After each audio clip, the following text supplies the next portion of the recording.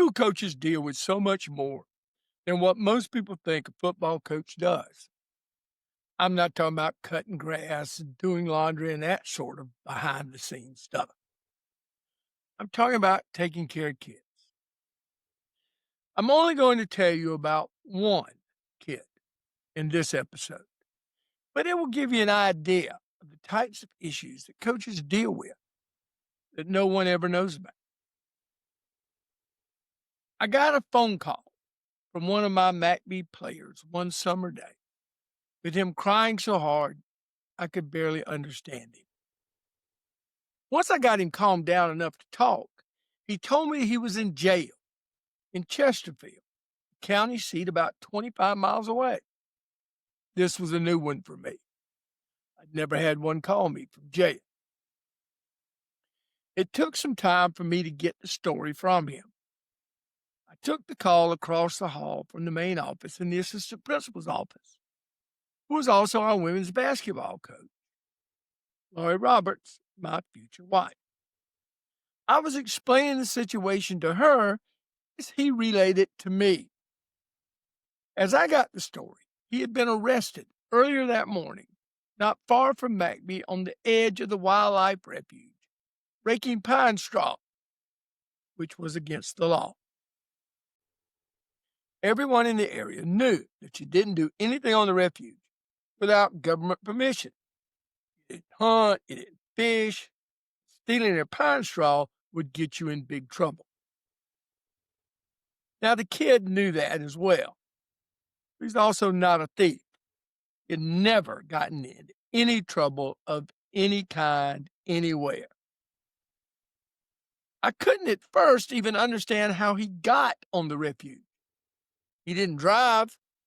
He didn't have a vehicle.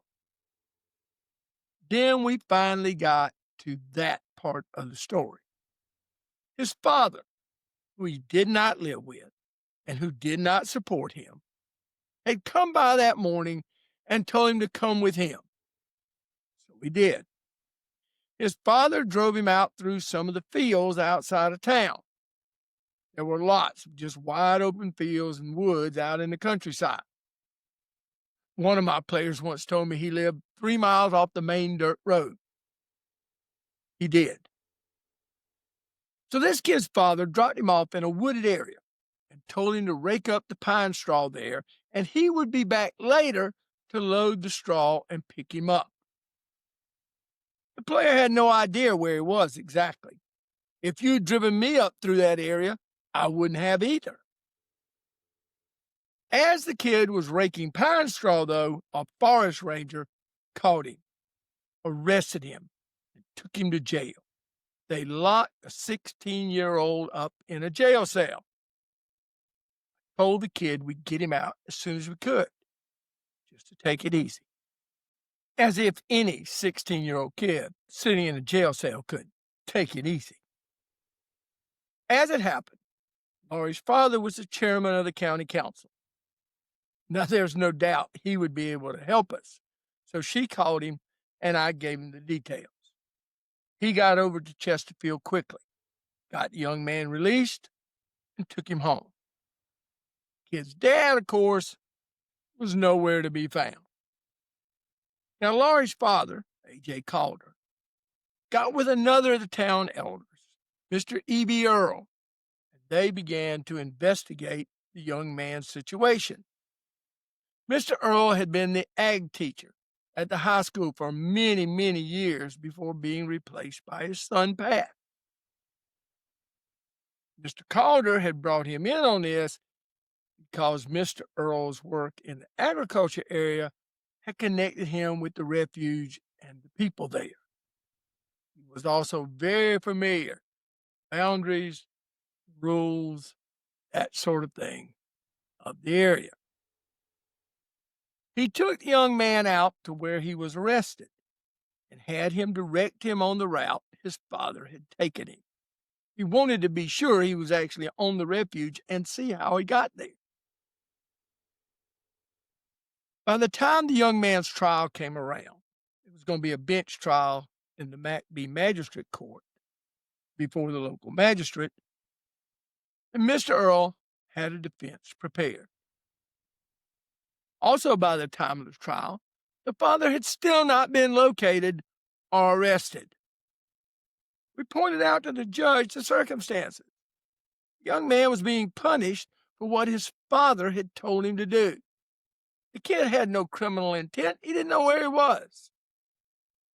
Mr. Earl pointed out that even he would not have known for sure that he was on refuge land given the way his father had taken him. They passed no signs as they left private land and ventured on the government land. They weren't on any real roads. As he saw that things were going badly for his case, the forest ranger started to tell the judge that he did not like that these young delinquents could commit crimes and get off because they played football. At which point, Mr. Earl came up out of his chair like it was shot out of a cannon. Let me tell you one thing. That's not what we're doing here. Coach Green nor myself do not do things that way. We're here to right a wrong, and you know better. Now, Mr. Earl's pretty laid-back kind of guy, unless somebody's trying to do the wrong thing, particularly if they're trying to do the wrong thing to a kid.